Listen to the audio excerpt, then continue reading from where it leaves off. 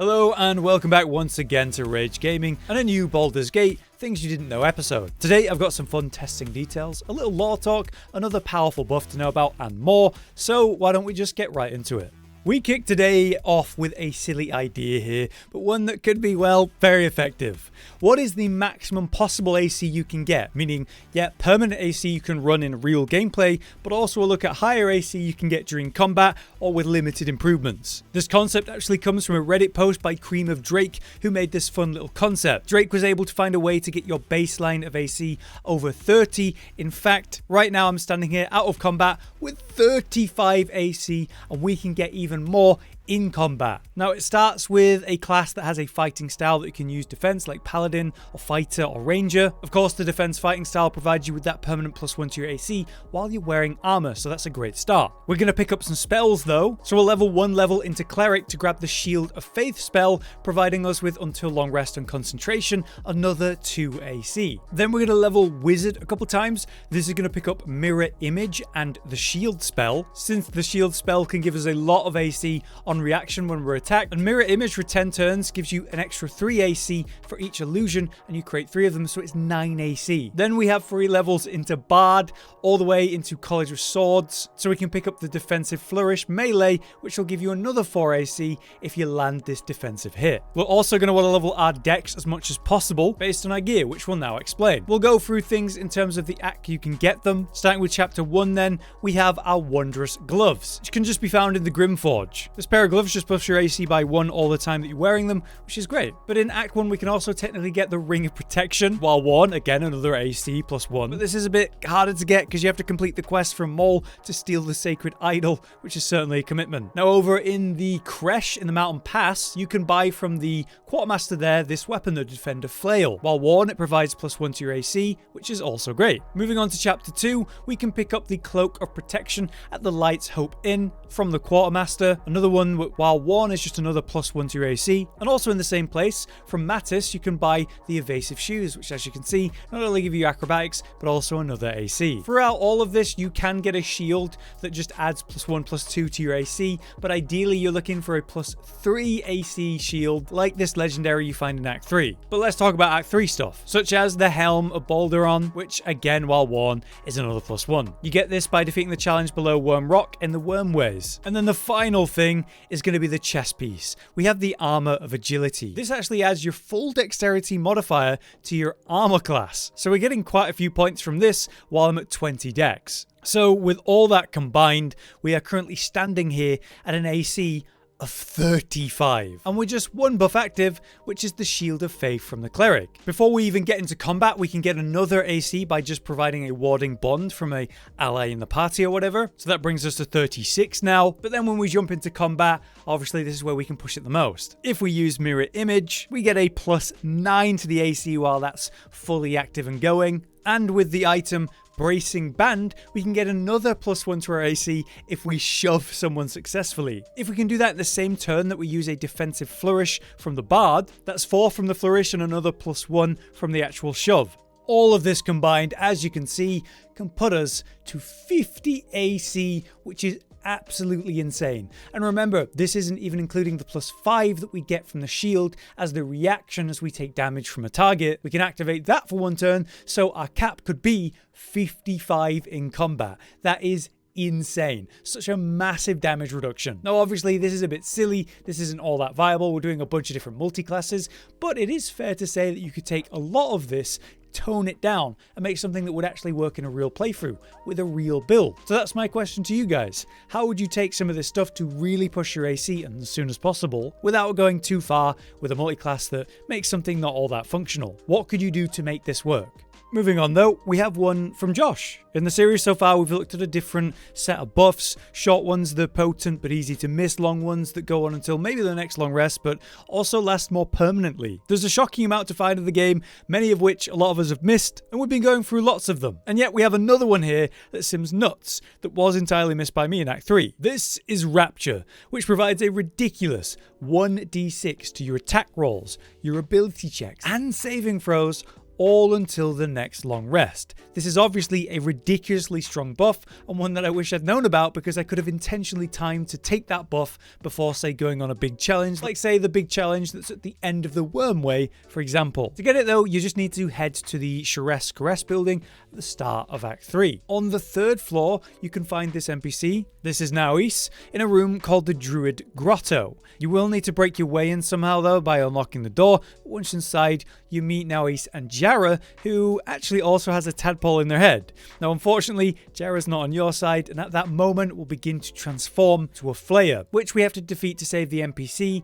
Obviously just deal as much damage as possible, CC the Mind Flayer. You need to make sure she doesn't die, and she has very little health, so be careful here. If you save her, she'll be pleased with you obviously, but also when you speak with her, she surprisingly likes the Mind Flayer and is disappointed it's dead. However, she turns her attention to you, and you can, through the conversation, kind of go with what she's saying. Eventually you ask her what she has in mind, and she says the word Rapture, so you're on the right path, and she'll give you a couple of options to choose. The one you want to pick in this case is the powerful option, and at the end of this conversation, she'll simply give you this Rapture buff, which again lasts until the next long rest. So very powerful, that's for sure, and one I completely missed and could have really used at different points in Act 3. There are a variety of strong boss fights that having this going into it certainly would have helped. In fact, you should let us know if you know any other potent buffs like this that people might have missed. Things that only last until long rest can still be very useful if you time them right. Next up, a quick follow-up on the strange situation with the whole regain hit points thing. That ability that NPCs can use to restore their health out of combat. This heal can be used an insane amount of times, depending on the current progression of the game. The higher level the NPC, the more they can use it per, like, end of day. Up to 12 times a day. It's used by certain NPCs to prevent deaths, but as I mentioned, it has caused a lot of pains for the community when it comes to stealth characters. A lot of you guys in the comments were referencing your own experiences when I talked about that, when going invisible mid-fight or trying to assassinate someone, and they just heal up because they're technically not in combat. Really lame when you push someone off a ledge and they heal because they just barely didn't die, which is just an awkward, very gamey issue, which was seemingly addressed in that not all NPCs seem to do this anymore. However, despite other companions seemingly unable to do it, Gale still can, which is really weird because he is a companion and we can really benefit from that. To trigger it, you just have to hurt Gale, and he just needs to not be in your party. So I just kick him out the party, then hit him, and then wait a moment, and then he just does it. The reasoning for Gale still getting this crazy heal makes sense from a bunch of people's reasoning in the comments about it. It was Slammendorf and Sparta Fly who suggested that Gale kept this silly heal in because, well, he has that bomb, the Netherese Orb Blast. Gale will trigger this in his chest, this orb, and it will destroy, quote, everything and everyone in a wide radius. So Gale's a bit unstable. Apparently if Gale dies a true death, then the bomb is just going to pop on its own, as the two commenters suggested, which maybe is why he kept this extremely strong heal to kind of prevent this randomly or accidentally happening and ruining your playthrough. As I talked about last time, this means you can use Gale in an incredible way as a warding bond caster, putting him to say multi-class of Cleric so he can provide that for others easy. He'll heal himself ultra hard multiple times a day every time he takes the damage from the warding bond, 12 in my case, so he's great for that. But it was Outlook Jonas who highlighted the fact that this doesn't just heal him, it also hilariously seems to restore all of his spell slots, like a true long rest beyond, say, just like 12 short rests a day. So as Jonas said, even by level 3 you could have him on a Cleric all the way with different buff options that could provide, and have him be like the ultimate warding bondcaster as well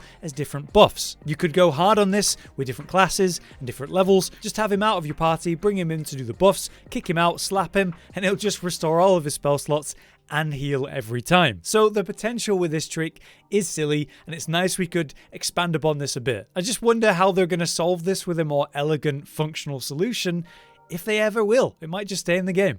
Alright, our next one is insane. A completely ridiculous thing that you can do specifically in Act 1 in the Underdark. There's that spore creature, Glut, who can become a temporary companion while in the Underdark. He has a little quest line with you in which you pick a side. Are you going to work with Glut or Spore? Delightful names.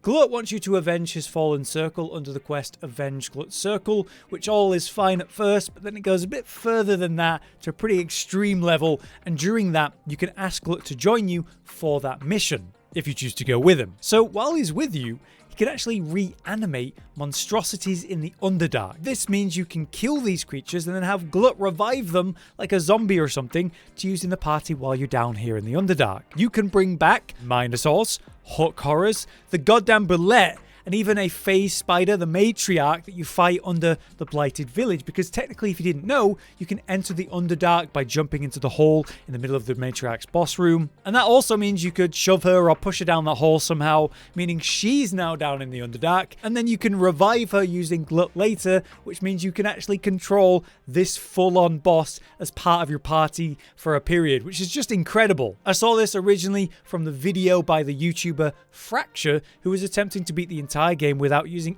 any long rest, which is crazy in itself.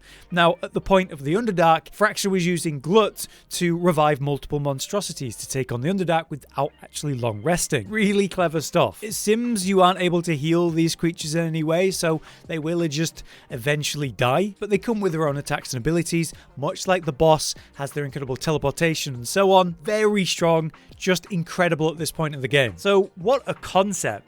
The revive itself, but also Fracture's crazy attempt to beat the game in this way. You should go check out his full challenge. The video itself is really entertaining. Finally, our last thing for today is tied to the lore of Gale here and Mystra, his deity. Now, Mystra is a deity, a goddess for all the mages, tending the weave that they connect themselves to. Apparently, all magic is received from her, at least that's a quote you can find in the game, but it might not be the whole truth. Gale's story, as you follow it in the early game, is that he has that bomb inside of him, the Netherese orb, which we actually mentioned earlier. This is within him the whole way, and the problem is he's sort of consuming magic items to put it off, but there comes a point where he can't seem to stop it. And that's when you meet with Elminster at the start of Act 2. And through the help of Mystra, actually prevents the negatives and the need to constantly consume items for Gale. He can exist in a healthier state. The problem is, Mystra wants him to use this ability, the Netherese orb blast, to blow himself up and everyone in a massive wide radius intentionally to take out the absolute sure, which is convenient for Mystra, but also pretty horrible to Gale and everyone he knows. But hey, at that point apparently Mystra will forgive him, so how fair. All you have to do is blow yourself up in the right place and I'll be happy with you again. Not that you'll know it, because you'll be dead, as well as all these nice people that you're friends with. And if you think about it, right? If you were to blow up the Absolute in the brain and everything, all of the members of the Absolute that have the tadpoles in their head would not just instantly turn into flayers, right? Maybe without the brain they wouldn't, but there's also a chance that they would, and they'd be basically everywhere, which would be really bad. This all came up though when I saw this little video post on Twitter by the user Onakita. It's a conversation with Minsk about Mystra and male magic users in his homeland. Weave touched boys that weren't revered like the woman mages there, but hidden away. Have a listen to this. Gale reminds me of the Vremyonoi of my homeland, the man mages of Rashiman, while the girl folk go on to rule as we Glarin. We've touched boys were hidden away, trained to work their craft in silence and secrecy. In truth, I thought it born of caution, after some catastrophe wrought by wizardly menfolk of old. Now I wonder if it was not done to hide them from Mystra, and the snares she sets for young and prideful boys, Isn't that interesting? The male mages of his homeland are hidden and trained in secret, potentially to hide them from Mystra. They're able to learn and use magic without her influence, and that she's also known to lure and entrap these young boys, just like Gale in his terrible situation. Maybe the relationship with him was far less like one for one and more one-sided than he realized. Maybe much more manipulative. Maybe the whole plan was to get him to serve as a useful tool. Maybe not this way, but it turned this way anyway. Now, as people in the comments of that post talked about, it really does seem like the truth of Gale's situation, that he might have been a bit groomed and tricked by this deity and essentially abused into the position that we find him in. Is he blameless in this? I'm not convinced. He is quite power hungry as a character, but it definitely twists Gale's story into a different, interesting light. You can even meet Mystra in Act 3 if you do certain things, and she will speak to Gale directly. It's just a question of what she says there. Is it all true? Either way, this talk with Minsk has me wondering, is she all that good? Is she telling the whole truth? Is she actually manipulating many magicians, not just Gale? But there you have it, another episode of Things Complete. Let me know what you think about today's things, if you have anything to add to the various discussions today, and of course, as always, if you have anything you think would be good in the series, a tip or a trick, a glitch, cut content, barely known details, serious or silly, whatever it is, drop a comment about it, and we might just talk about it. For now though, I've been Hollow, you've been you, thanks for watching, see you next time. Josh, Cotton, and Hollow with the videos, dropping the humor like a hammer on your tippy toes, bringing entertainment on a daily arrangement to take our insanity and turn it into entertainment. Yes, I said entertainment twice, to reiterate that it is nice to look into your faces on a mostly daily basis when you let us in your homes to make the whole world a stage. Goodbye.